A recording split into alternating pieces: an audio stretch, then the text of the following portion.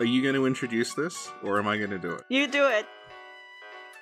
Okay. What episode is this? I don't know. 50? Okay. On this, well, I'll just record a bunch of numbers afterward and we can put them on. It's 50. It's a special occasion. On this episode 50...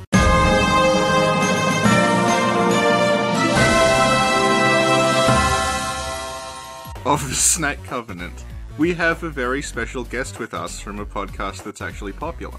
Oh, jeez. Oh, thank you. Oh, It's Gary from Duckfeed.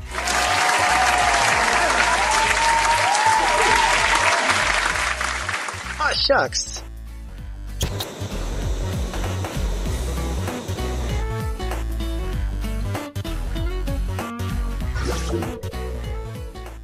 Gary, I really love your podcasts. I really like the part where in the beginning of a podcast, you're like, I'm Gary, and I'm Cole. Hey, Gary, I'm gonna put an apple on my head. Okay, Cole, I'll hit it with a Molotov cocktail. It's really cool. Yeah, William telling tales out of school is what we like to call that segment. And this little thing we could do, and that's why Cole doesn't have any of his original hair. Yeah, thank you. Thank you very much. I didn't know what to say, so I was going to say, and our show that we did was very thankful for the many guest appearances of Richard. Aww. But that would have been a little bit of a non sequitur. It's true, but also would have been a little bit more of a non sequitur. I haven't read the comments. It's the non-snackwitter. Oh. Gary is officially my favorite. Thank you. I'll take it. Yeah, and it's so nice to have, like, a real Soulsborne celebrity on the podcast. Mm-hmm. Yeah. Not like those other people that sometimes drop by or co-host this. Yeah, it's true. Mm-hmm. They're just nothing. Yeah. Jeremy Greer. Jeremy Greer. Hey, y'all. It's me, Jeremy Greer. We are going to be talking about the recent Call of Cthulhu game.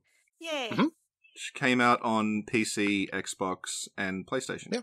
It's in the Unreal Engine 4 Yep. and developed by Cyanide, who I wasn't super familiar with. Yeah, I wasn't familiar with them either. Someone said to me that they had developed something Lovecraft related before, but I couldn't find anything. Well, Styx Shards of Darkness sounds Lovecrafty, but I played the first Styx Master of Shadows game, and that's like just like a stealthy kind of thiefy game. Like it's not bad or anything, but yeah. I noticed they had made a bunch of licensed Warhammer games I hadn't played, and a lot of Tour de France games.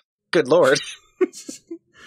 Okay, so this is Call of Cthulhu because it is officially licensed based on the Call of Cthulhu role-playing game. The tabletop game. Yeah, the Chaosium game. It's not called that because it's an adaptation of the story. Yeah. This is not an adaptation of anything specifically. There are elements of a couple different stories. Yeah, well, it's a pastiche. Yeah. And it kind of has no ambitions beyond being a pastiche, which becomes a problem later on. I would agree with that. I think, I like this game a lot, actually, but my two biggest, bugbears with it are, one, to that point, that it doesn't... There's one big swing in it that feels like it would have supported a short story, but maybe not, a novella length thing. Right. And also I think it's kind of just not very scary. No. Really? I liked it a lot, but I wasn't scared. I was scared the entire time I played it. Yeah, but... The entire time? I was so spooked. Yeah. Yeah. Yeah, but you're very easily startled. Yeah, it's true. I am. We also played Killer 7, which terrified you as well. Oh. Yeah. Hollow Knight can be pretty startling too. Yeah. Oh. Okay. That's what we're working with here. I guess I'm just easily startled and afraid of the dark. So if something comes out, or if there's a sudden noise, it's very scary. And if it's in the dark, it's twice as scary. Double scary. Yeah. What if there's no scent? Does that make it 3 times as scary? Oh, yes. Well, actually, I did experience a smell when I was playing the game. What smell was that? Well, in the very beginning, when you're in the pit of fish guts and fish corpses, I literally smelled it. It was horrible. Yeah. So should we talk about kind of how familiar each of us are with Lovecraft? Yeah. Because Gary would be the expert. Oh, thank you. I am someone who has read Lovecraft while commuting. but have not read all of it. And Sin, you late last week, you had the revelation that HP was his initials, not his name. Oh. Did you think he was a printer? I wasn't sure if Lovecraft was his real last name because it sounded very, like, playboyish. There's never been somebody more scared of sex than him, though, so it is like the least playboy that you could be. It's like, there's never been a man who is more terrified of vaginas than like that dude. So, yeah, no, I think I've read everything. Yeah. There's a couple like weird collaborations and stuff I've just read synopsises of. And stuff he like ghost wrote for other people. Yeah, I haven't read all of those. I read most of them. And I read like a smattering of stuff that's in the universe with him, but not very much. Yeah. Like a passing familiarity with all the stuff that he's done. I've watched a bunch of adaptations of his stuff and played a bunch of adaptations of his stuff. And because this is derived from the role-playing game, this has not quite the mechanics, but it has like it kind of adapts them, so it's got the same like skill set as the game does. Yeah, it's I've played a lot of the tabletop game, which I dearly love. Yeah. Like it's probably my favorite system. Yeah. Not that it doesn't mean it's the best system. It's just my favorite because.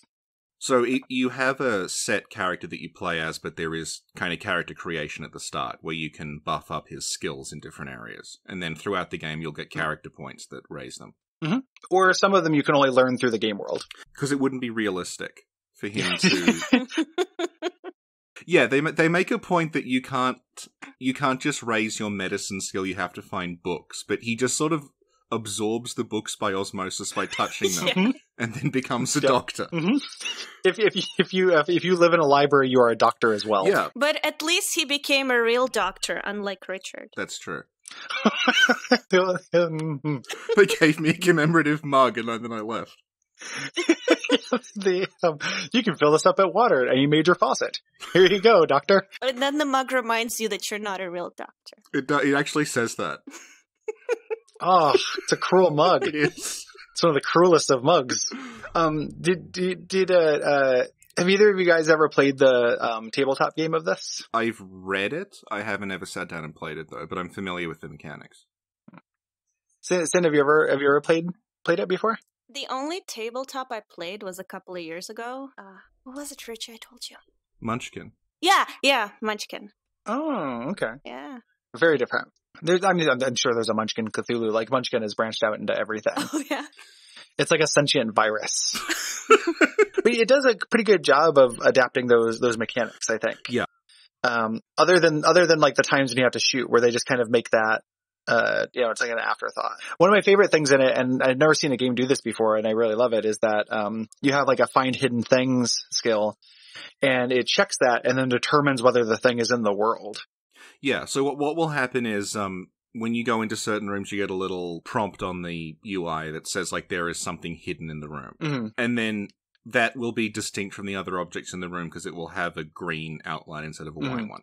But that's based on your skill. Yeah, if your hidden object skill isn't high enough, it just won't spawn at all. And that's very the Call of Cthulhu tabletop game. Like, you spend a lot of time trying to spot hidden in that game. Yeah, I, because I was familiar with how that game worked, I put all my points in spot hidden at the start.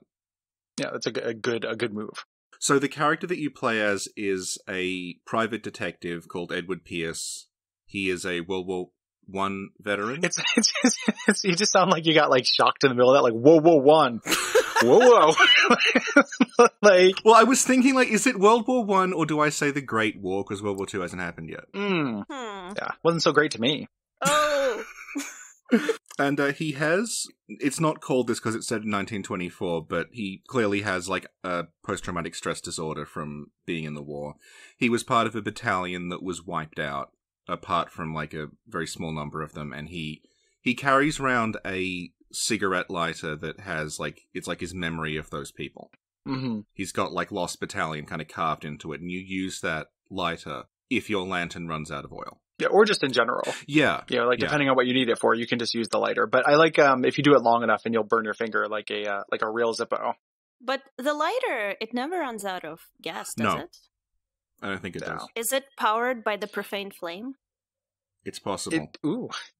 I assumed it was powered by the souls of his dead comrades.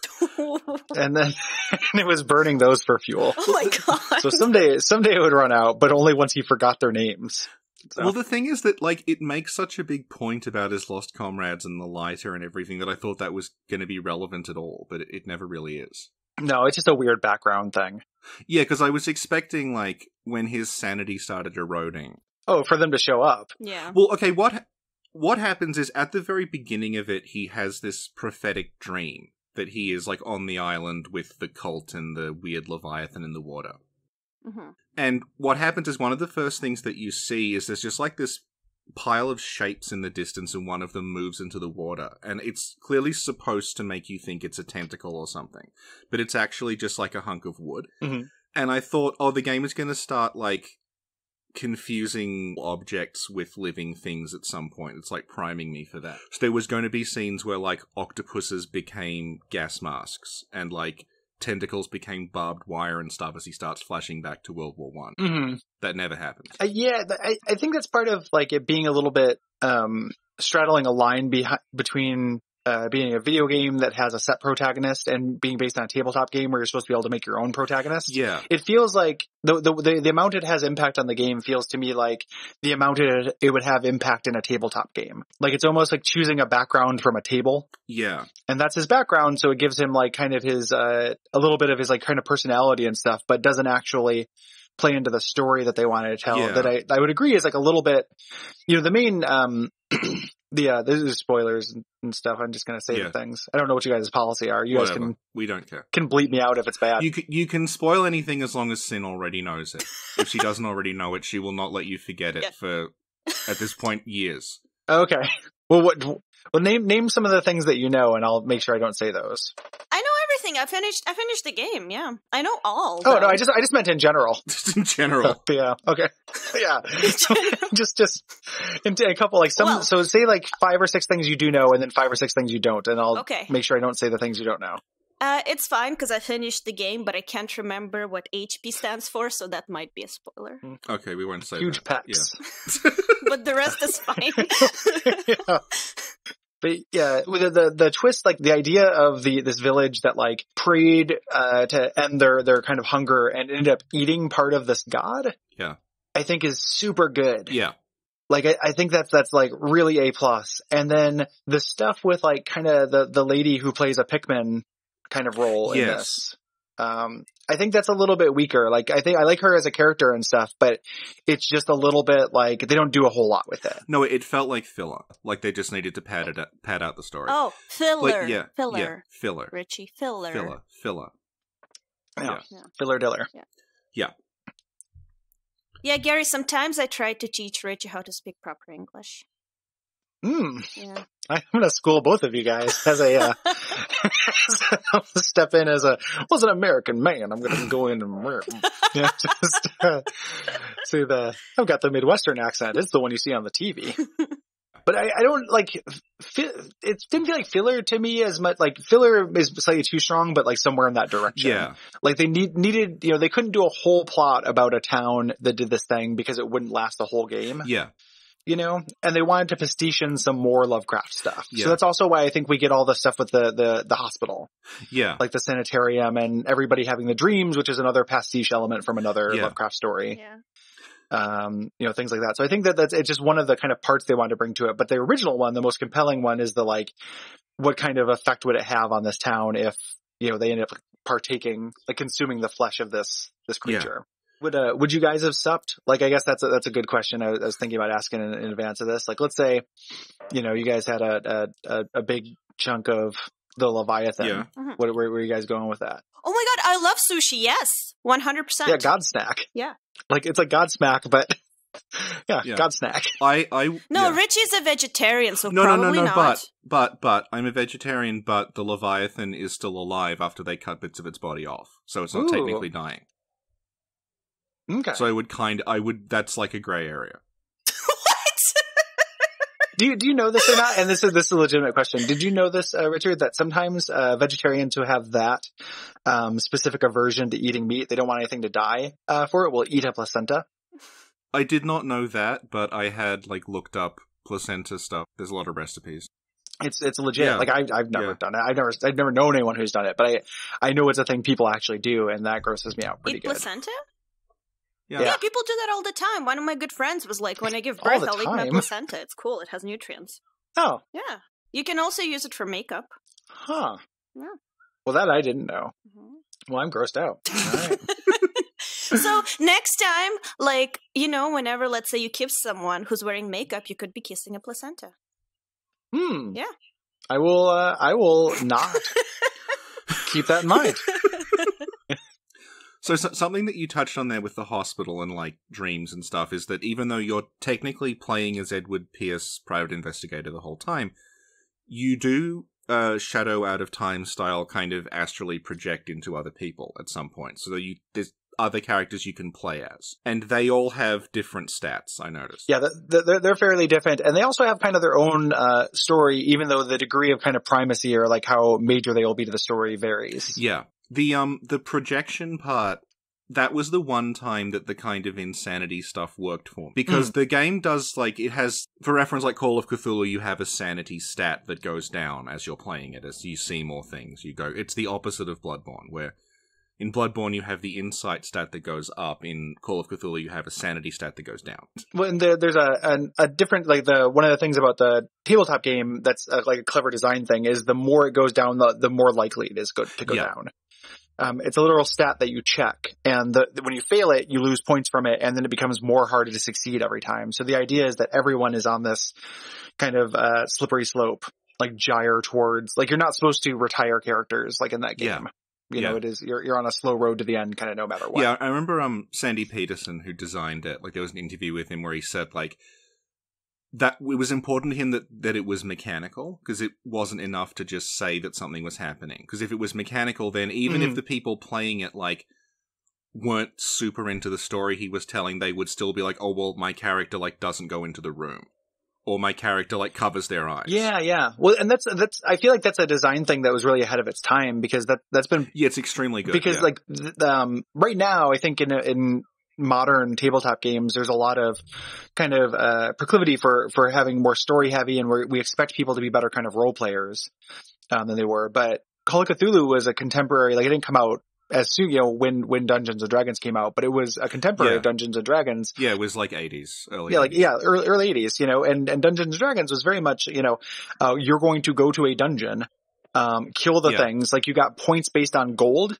Like, your experience points were for gold and just for killing. And that was the drive of the game. So to even try to mechanically enforce people to roleplay was really innovative and forward thinking. And just, like, in general, even though in that game you can get, like, your character's stats can increase, you can, like, get better at things, in general the characters, like, kind of degrade as the game goes on, like you were saying with sanity. Well, and specifically, your sanity cannot be, as your knowledge of the mythos and stuff, as your knowledge stats go up, your sanity goes down as well. Yeah. And they cannot, you cannot be good at both. You cannot be sane and know how to know what you're dealing with. Like, they mechanically are incompatible.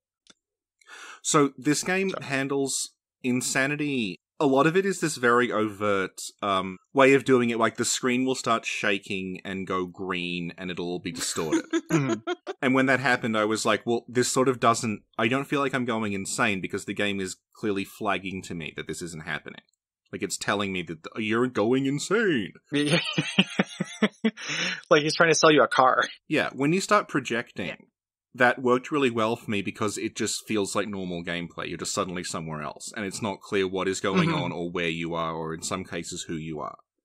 Yeah, I would agree with that. Yeah. I also think that there are a couple of things that they do to, like, that are sanity effects that kind of break the format that I think are kind of good. One of the other major mechanics we didn't talk about in this game is the detective work, the kind of, like, reconstructing scenes and such. It's very adventure gamey. Like, it's not particularly challenging. It's just kind of like a way of conveying the story. But there's a really great moment later on where one of the recreations you found, like, breaks the scene and talks to you. Yeah. And gives you a new information through that. And I thought that was a really effective way of showing kind of this insane insight. Yeah. I was kind of... What we're talking about here is your character is a detective. He's not a very good detective. What happens is he's an idiot. This is kind of a recurring issue with this character for me. you will come across like a crime scene, and then you will have, weirdly, it's a prompt, even though you have to do it, so it may as well have been automatic, to go into this like it's called recreation mode, where you will see like an example early on is there is a mirror that has been smashed. And then if you go into recreation mode, you see like a silhouette in front of the mirror punching it, being like, oh, okay. The mirror is smashed because this person obviously punched it. But that way I've said it there sort of, I think, hints at why that mode felt weirdly redundant to me, because I think you didn't need to kind of go into like CSI mode to figure out that like there's a roughly fist-sized hole in this thing at roughly the height you would punch it, so it was probably punched. It felt... Also, that mode feels very strange to me because this mode and also some of the sanity effects, they do it with, like, glitches. They do it with, like, static and chromatic aberration and, like, artifacting and things. This game is set in 1924. Yeah. There's a real similar thing with the most recent, I didn't play this game, but in the newest Battlefield. Yeah. There's the same thing, like, where they have all kinds of, like, lens flare and, like, shaky cam. Yeah. And it's a World War I game. So that is a mix of kind of like anachronistic aesthetics. It hit a point for me where like we were saying that this game has absolutely like no ambitions beyond being a Lovecraft pastiche. And I seriously started considering at one point, is it going to be that we're in a simulation? Yeah. That would have been a big swing.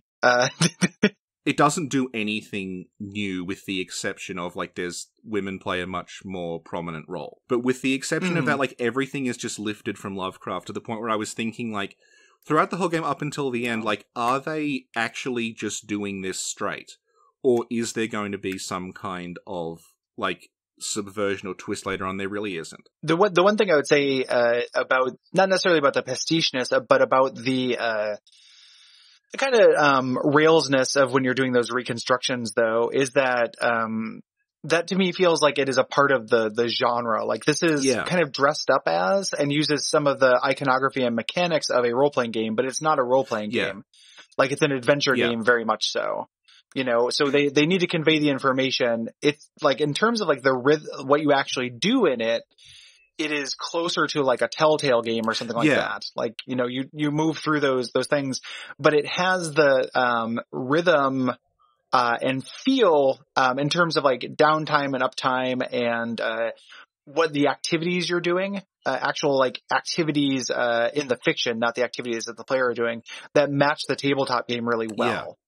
Like, I think that is, I mean, that's not really an argument against it being a pastiche, but it is an argument against it drawing in more than just like, let's mash up a bunch of Lovecraft stories and tell them. It's also, let's mash up some methods of telling those stories and put them together. Like, I think that, I mean, it, you know, mileage varies. Like, this is a really contentious game critically and stuff. But for me, like, it was very easy for me to extend it a lot of benefit of the doubt because, you know, I'm like, I'm like just right in the pocket for that. Yeah. Like, you know, like I'm a big Lovecraft fan, but I've never really seen something do those rhythms of like what a Call of Cthulhu tabletop game feels like, where like early on it was like, oh, you have to get into the warehouse. Like, oh, like how do you sneak into this building? Yeah. You know, how do you bypass the security? Like, you can't just like sock them in the face. Oh, yeah. That felt very true to that aspect of the source material to me. Yeah.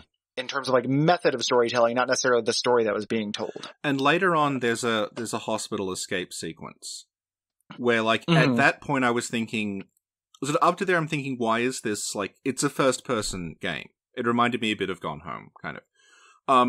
And up to that point, I'm like, is there really any reason for this to be in first person?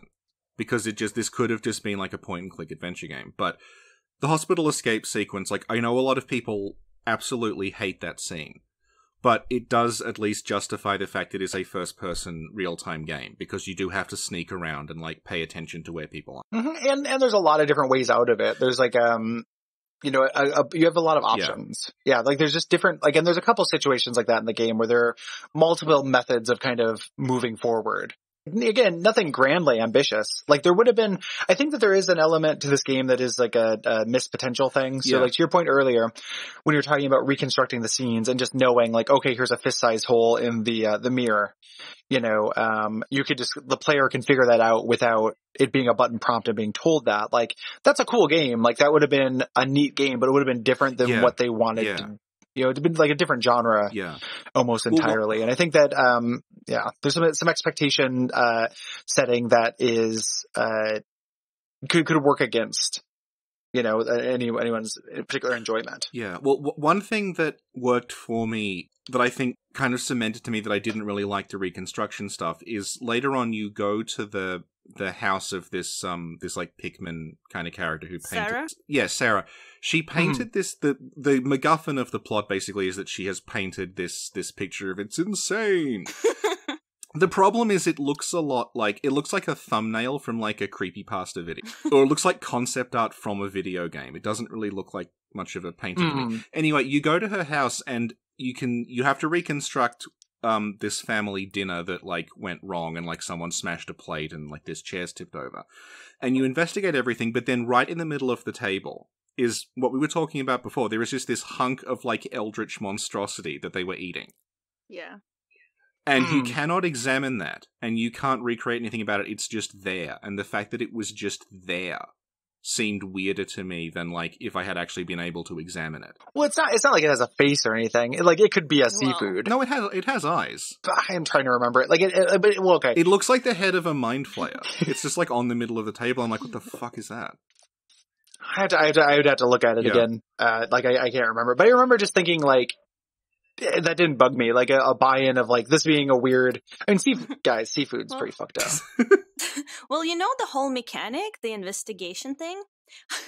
I thought it was a little bit useless because it's like, you know how when you walk into Sarah's room and there's like a giant like circle of Satan on the floor. Yeah, and then you can click it and you think, oh, he's going to tell me something useful, right? So you click this giant green circle that's clearly related to the occult, and then the detective goes, I wonder if she was interested in the occult. Yeah. Yeah, he's not good. This story would almost have, like, plot-wise, they would have had to come up with another, like, reason for him to go to the island, but it would kind of almost have worked better if he wasn't a detective, if he was just some rando, because he's not very good at being a detective. Yeah. Even though, like, to be fair, that is the story. Like, he's about to get kicked off of being a detective. Yeah. Like, there's a phone call where he gets fired, you know, or like it. But did either of you guys ever play Dark Corners of the Earth? No. That is also a Call of Cthulhu video game that I like a tad bit better than this one. Its problem is more that it is a really good adventure game for a while and then turns into more of a shooter, and the shooting is not good.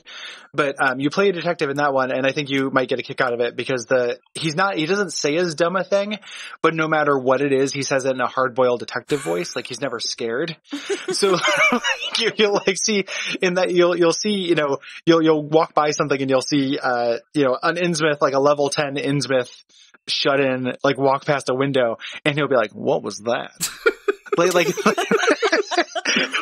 like he's picking up a girl or something, or like, you know, or so, you know, he was at a pet store and he saw like a cool cat he liked or something like that. Just like, ring a ding ding. You know, he's extremely calm. And he's constantly breaking his legs in that game. Like you break your limbs in it, and you break it from fall damage in a way that I think is realistic, but in video games we can't handle realistic fall damage. So you'll like fall from a distance and just both your legs crack, and you'll go like, and then you pull up a little like paper doll version of your character, and both your legs are like broken, and then you have to like splint them and then limp off for like a long time. And it just happens like in the course of a game, you probably break both of your legs at least 10 times. Like, it's amazing. Like, it's a dangerous work being a shitty detective. But I bring that up because he's like not quite as bad a detective, but he's also dead inside in a way that is very, very weird. It reminded me kind of the scanning in Metroid Prime, where they make a big deal out of scanning, but then like you would find a space pirate that was torn in half in a pool of blood and scan it, and it would just say, this organism is deceased. Yeah. But less terrible Metroid Prime lore. Like no things about like how noble and proud the bird people were and how I hate the Chozo so much. Like there's nothing worse. Like I can't think of anything that sounds closer to chorizo that's that bad. You know, I want to make chorizo. I want to kill myself when I read about Metroid lore. Like I just hate it so much. I hate it so much. What else is in the Call of Cthulhu game to talk about? Rough recap of what's actually happened in the game. So you are this detective, this artist has alleged to have died. Her house burned down, her husband and her child are also said to have died in the fire. She was known for painting these weird DeviantArt, Lovecraft fan art things.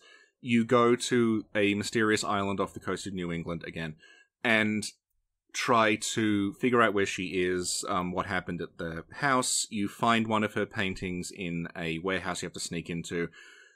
That is then the tip-off that, okay, someone went to the house and looted it. You then go to the house with the police, and then... Can I put an asterisk? Can I put a pause there? Yeah, sure. Can we talk about how bad and fucked up that police officer's face is? It's amazing. I kept thinking, like, how are people being in the same room as him? Like, how are just like, no, it just feels like he's like the most Lovecraftian thing in the game. The character models in it are like, they're in this weird, it's not quite the uncanny valley. It's not the uncanny valley between human and robot. It's like the uncanny valley between a realistic human model and like a cartoonish one from a Telltale game. It's like, what if characters had a fidelity between Dishonored and Fallout 1 clay puppets? It's funny you mention it because both Cal Santiago and I, when we first saw Cat, we were like, this looks like worse version of Emily from Dishonored. Mm-hmm. And then, you know, when he goes into like the I guess parallel world or whatever, we were like, this looks like a worse version of the Void. It definitely, like, this is like this studio not having the chops necessarily to be, like, this is not a good looking game. It's got very good Well, I'm sorry. Guys, okay. I have to disagree with you there. I think it's a pretty good game that was delivered for PS3 about 10 years ago. Meow. Yeah. I think it has some good vistas in it. Yeah, the people are the worst part of it. I think it has some like excellent, like super good vistas in it. Yeah. And like, you know, a bookshelf looks fine. And they got the bookshelves, but the people, they just need to work on the people more, because what it actually reminds me of is, like BioShock or something, where like those games go to great lengths to make you not be close to people. Yeah. Because the engine's not necessarily ready for it. Like in BioShock 1, like that's a beautiful game, but you never get close to anybody. Yeah. You know, like only the little sisters were all mutated. Like they stylize them in an extreme way. Here, it's supposed to be like regular people, but you can just get really up in there. Yeah. And it's weird looking. Let me ask you if this is a tabletop thing. So, you know, in the beginning, when Sarah Hawking's father comes to the detective to investigate her death or disappearance, mm-hmm. The father's like, go to Darkwater, find Warehouse 36. Darkwater holds the secret. Find Warehouse 36. And the detective's like, I think I understand. I should go to Warehouse 36. And the father's like, find Warehouse 36. And then the game takes you to Darkwater in like a cutscene and basically drops you off at Warehouse 36. Mm-hmm. That's pretty tabletop. Yeah. But then on the other hand, when you have to do a friggin' puzzle that involves like running away from a monster in a bunch of hallways, it tells you absolutely nothing. That does sound very tabletop to me. Like, this is where the father needs to give me instructions. Well, that sounds like, cause I'm answering your joke question seriously, and I'm sorry for that. That's a bad habit I have in general, and I've done it my entire life, and it doesn't make anybody like me. But it's like a tabletop thing would start you off at like the initial place. Like it would be like, here's your hook. Like you need to go, you know, here's your first location. And then the adventure part, like the tabletop adventure part would be following the warehouse to the house, which you then follow to the sanitarium, which you know, following that trail of breadcrumbs would be the part the player players would figure out. Right. Yeah. But it is true that like some of the chasing thing, even though I do like I think that this game in general holds your hand too much, and most of the times when it stopped, I was into it. Like, I like the boss fight in it. I like the fight with the dimensional shambler, actually. Like I had a good idea what to do in it, but I thought that was the only part of the game that felt scary to me. And then the hospital chase part, when you're kind of switching between worlds and it's like extremely surreal, that worked for me as well because that I found tension in that, like that torch running out feeling, from Shadowgate days. It reminded me of like a game that would have come out after Slender was big. Just like this high concept game where you had to you have two different torches that open different doors. And you have to keep going back and forth across this hospital. That part, that really got to me. That to me felt absolutely like filler, like extremely. Because what happens is you are on your way to rescue this doctor lady. And she's behind a door. And then as you are about to touch the door, you just go into like a parallel universe that's purple and green. And you have to run around a bunch of corridors, and you have a green lantern and a purple lantern, but you can only carry one at once. And they will open, when you shine them, they will open doors or make little glyphs appear. Can I blow your mind real quick? I didn't know those lanterns were different colors because I can't see that difference in color. Oh god, that's right, yes. So I just kind of had to figure it out. Like I can usually tell green and purple, but it just the quality of the light or something. So that's the first I've heard that. Oh god, yeah. I would agree. It went on too far for me, but I think maybe it worked better for me because it didn't just feel like take the square peg and put it in the square hole. Yeah, it felt more surreal. Oh no, to me it absolutely was. It felt like a Zelda puzzle. Like you got two magic lanterns. And that goes on it took me about 20 minutes to do. And it's then pretty long. It ends and then he just says, well, things are back to normal now. And it's like, fuck you, that was just wasting time. My notes for that section are just, you know what you did and you know it wasn't okay. It's a weirdly long game. You know, it's not a short game. It's 5 hours long though. It was 8 for me. Oh, that's not. Yeah, I mean, it's $70. For $70, I expect at least 17 hours. Gamers rise up. Gamers rise up. My play clock is 12 hours, and I was very thorough in it. Not to get all gamers rise up, but they are asking quite a lot of money for something you will probably only play once, and is about 8 to 10 hours long. Yeah. It would have been, and also, I mean, just to piggyback on that, I think the game would have been better served to scale back some stuff too. We did a playthrough of Derasine recently, the From VR game, and that Derasine is miles better than this in every way to me, but I also feel like Derasine is padded out because they sort of it naturally feels like it should end after about 4 hours, but they make it 6, and it feels like they are kind of saying, okay, it's a video game, so it has to be, it's a AAA title, so it has to be at least this long. Whereas you feel like if this had been an indie game, it could have ended where the story actually naturally ended. That's what I feel about most video games, actually. Yeah. I don't know any games that I think aren't too long.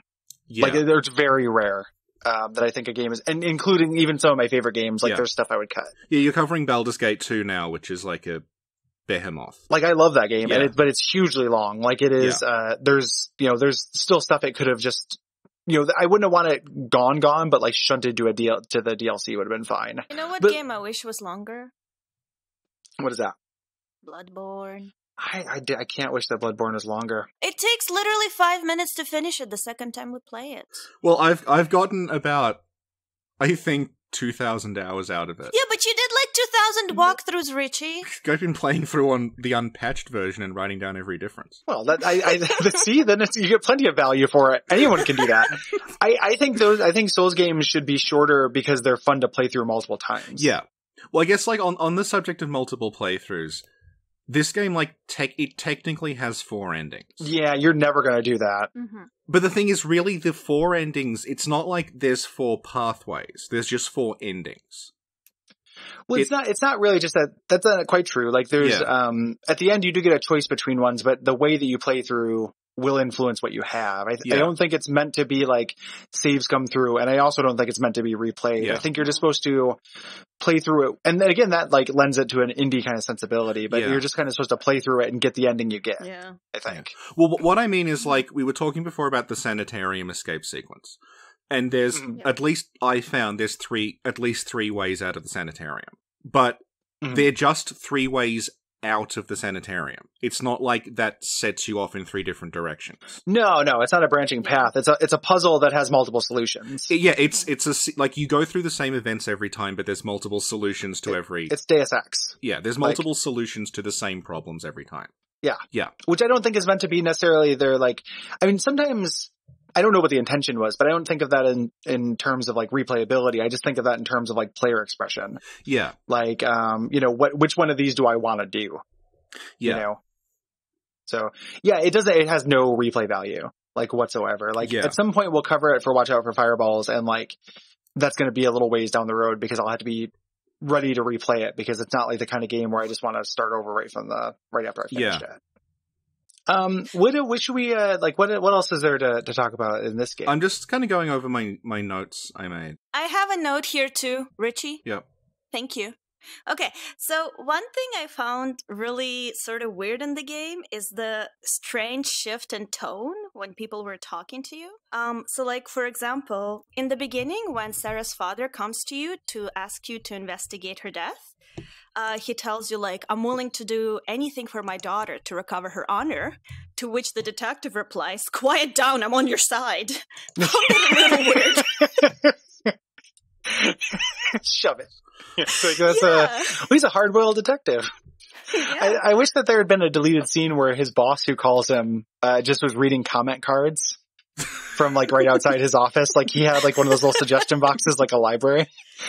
And they were just like, yeah, like first of all, he won't stop shutting up about all his dead comrades. Second of all, he keeps telling me to be quiet when I'm trying to tell him what's going on. It's an extremely rude thing to tell somebody to be quiet, you know? Yeah. It's tough stuff. Oh, another thing that I found very peculiar, and Gary, since you're an expert in the whole Lovecraft thing, maybe you can tell me.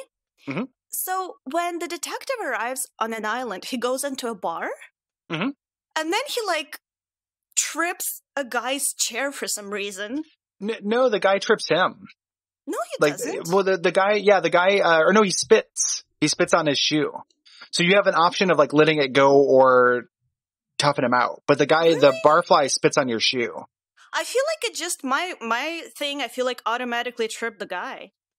You have it. No, you have it. Get a choice. Yeah, you get it. You get a thing there where you go up to it. Well, you trip him, but then you can fuck with him more. You get an option where you're like, you know, I can't remember the exact words, but it's like, say you're sorry, or like, how about I buy you a round or something. You do trip him. Yeah, but that's after you trip him. Like, you trip him automatically. Yeah, he spits on your shoe. Yeah, but like, you should control yourself. You're a detective. That's why you shouldn't control yourself. It's the opposite of what detectives do. Like old drunk 20s detectives are not good people, not good fathers, not good lovers. Like they're just not good. You know, he's a drunk piece of shit. Yeah, he is. He's not good. No. Okay, I'm looking at the scene right now. He does not spit on your shoe. He spits on the floor. Okay. he does near something. You. Okay. No. He spits on the floor. He gives you a look. Okay, let's see. I'm looking live. You walk toward him. You walk, and then you trip the poor guy, and he hits his head on the bar. He was disrespecting him. That's detective talk. If you go into, listen, let me tell you a thing or two about how detectives talk to each other. If one detective goes up to another detective and spits on the ground, that's the equivalent of being like, hey buddy, let's dance.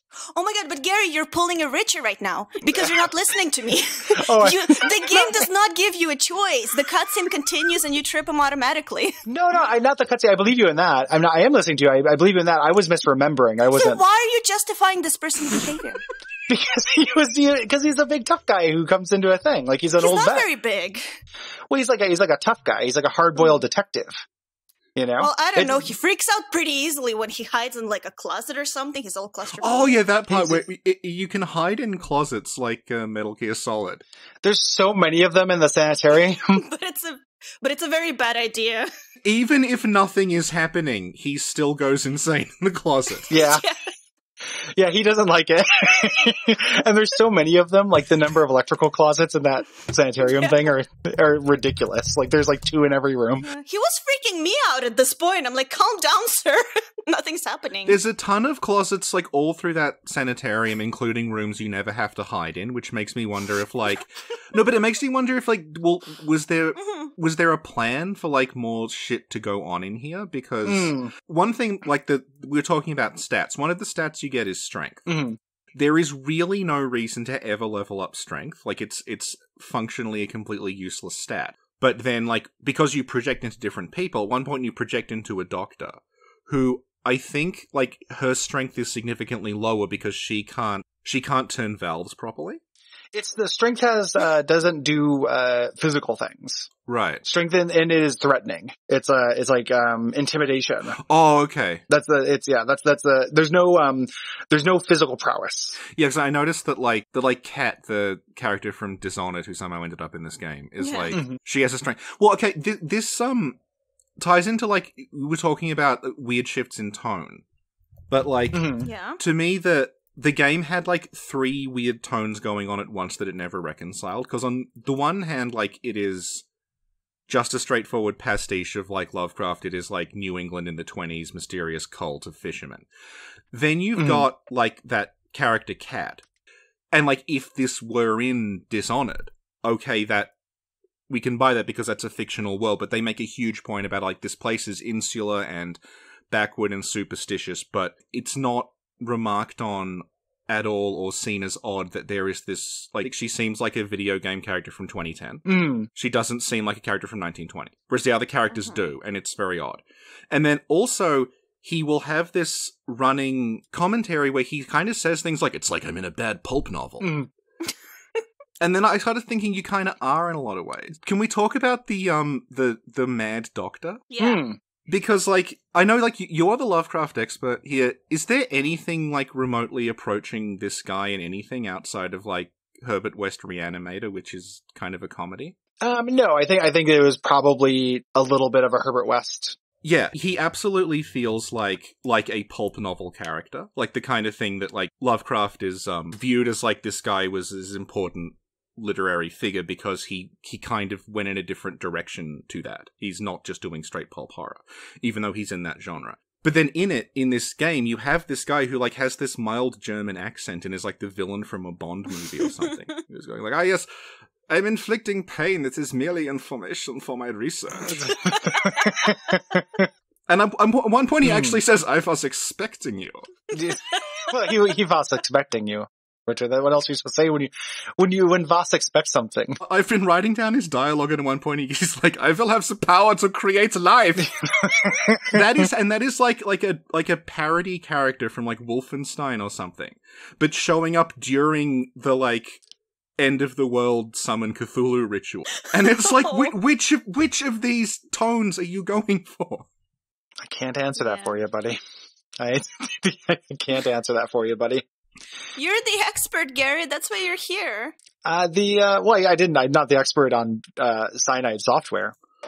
That's why we need there's a different expert for that.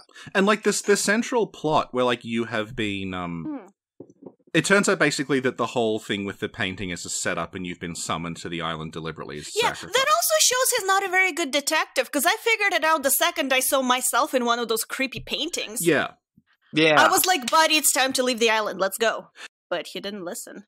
Yeah, it plays its hand extremely early on because, like, literally the first thing that happens is this dream about a cult sacrifice. And then, like, as soon as you get to the island, there's, like, eldritch runes written on a statue. And, like, it really... There's a sense of just, like, the Cthulhu shit is just happening immediately.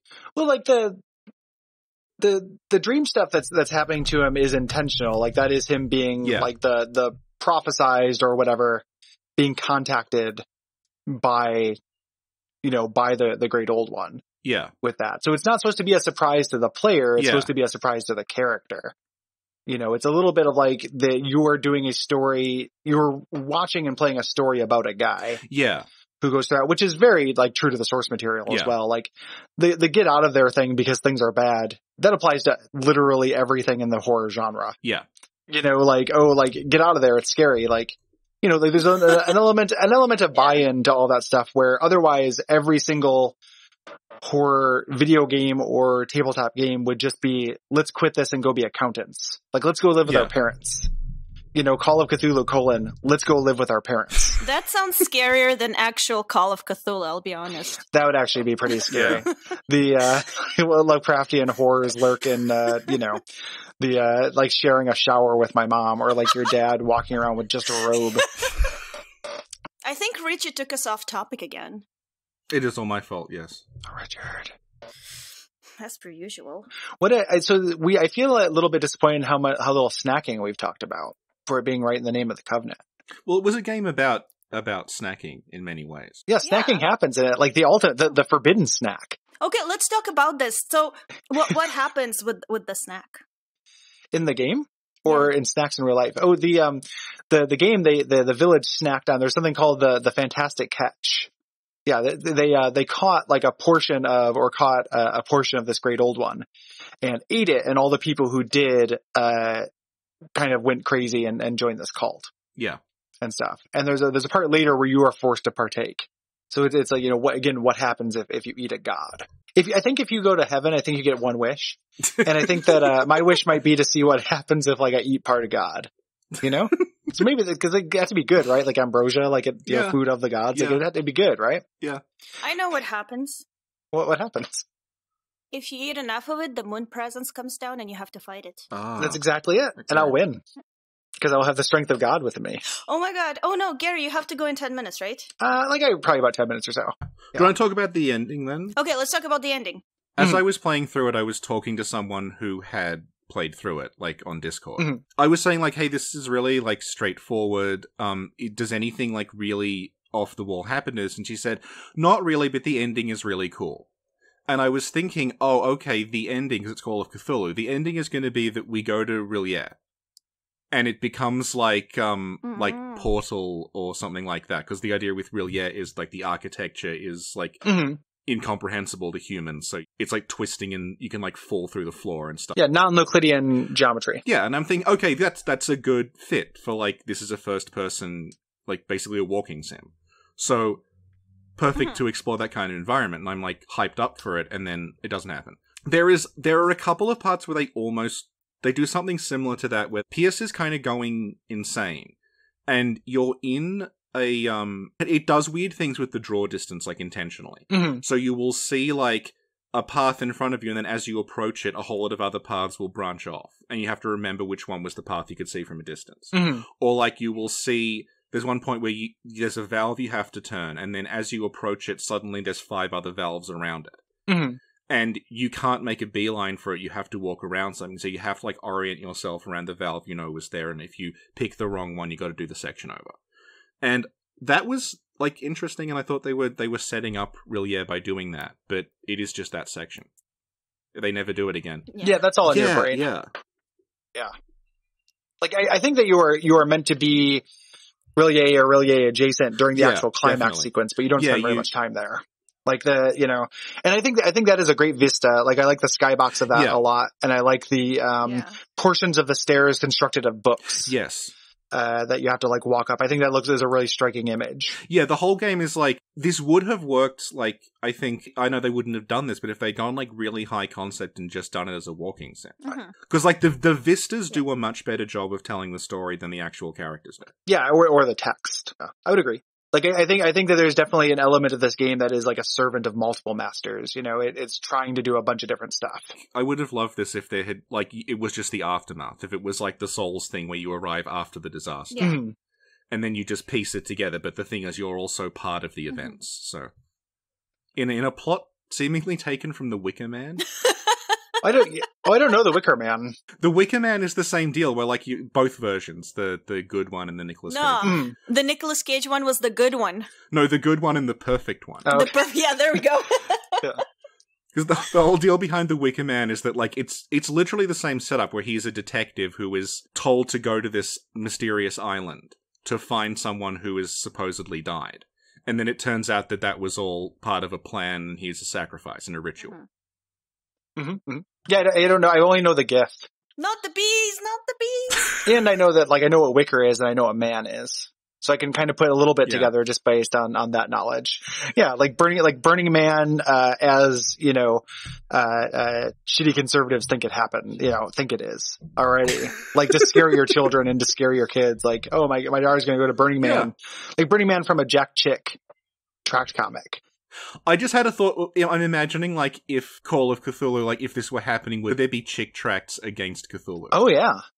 Yeah. Because that is a whole area I have not seen explored. So really, like, it's a whole setting too, like the whole the prime of Jack Chick stuff. Because there's like stuff in the tabletop game for doing like 1890 and 1920 and 1990s and modern and stuff. But there's not like a Stranger Things era 70s 80s. Yo, that was when the game came out. So like the era the game came out is now a historical era. It's a cool idea, you know. And then like the guy who's doing the Jack Chick comics like actually knows, like, all the stuff in the comics are actually correct. And if some like really good GM wanted to do that game, they'd make the comics and like have them at the table to like give out, and that'd be real badass. So you heard it here first, people listening. There's a cool hook for a Call of Cthulhu game if you want to try to make it. Or if Sandy Peterson's listening, he can make tons of money. Put down your Doom levels, Sandy Peterson. Do you know that guy made Doom levels? Yeah.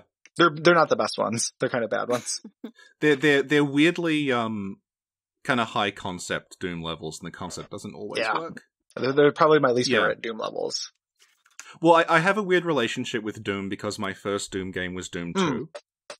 Because that was like a big box retail release. Mm-hmm. Whereas the original Doom you had to send away for, which my parents were like, I don't know, this sounds shifty. But the idea that, okay, Doom 2, you can just pick it up in a store. So my first experience with Doom was Doom 2, which has extremely weird abstract level design that is mostly Sandy Peterson. Yeah, he's the one who did most of those, for sure. Like, there's other, you know, Doom 1 is more streamlined. And, like, in Doom, like, there's, like, the early stuff that's, like, trying to be a functional environment. And then Sandy Peterson takes over toward the end when it's just in hell. So you can just make, like, a level in the shape. We did that. We also did the ones that are supposed to be, like, outside, like the city level that has all the buildings and stuff. That's Sandy Peterson. That's, like, a pretty classic Sandy Peterson level. And he also did, like, the ones that were jokes, I think. I think he's, like, the Barrels of Fun guy. Yeah, and the one that's it's just like a hallway, and then as you run down it, the monsters shoot at you. And if you manage to go fast enough, they hit each other and start fighting. And that's like, some of them are very good, some of them are not good. It's like weird high concept ideas for levels, and then like almost no actual detail put into them. So it's just like a bunch of boxes. Yeah. Doom. Yeah. Still good. Love me some Doom. I'll play some Sandy Peterson levels. I'm sorry I said anything to Sandy Peterson. If you are listening, Sandy Peterson, I apologize. So. Obviously, he'll be listening to this. Does he listen? You guys, have you gotten to Peterson levels? Nobody listens to this.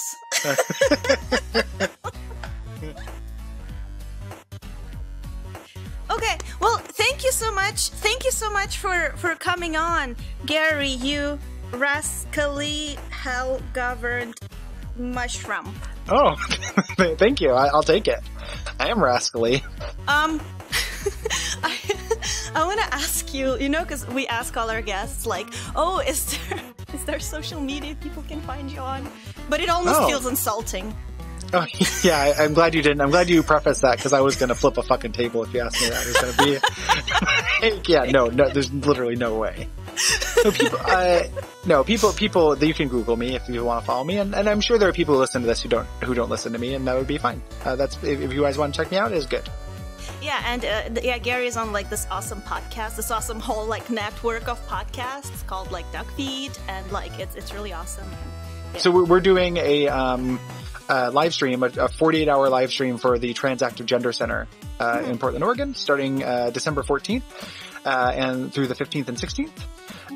And if our site is still up, you'll be able to go to duckfeed.tv/duckstream, and be able to donate there. And if our site is not up, you can just go to the Transactive Gender Center website and just throw them some money.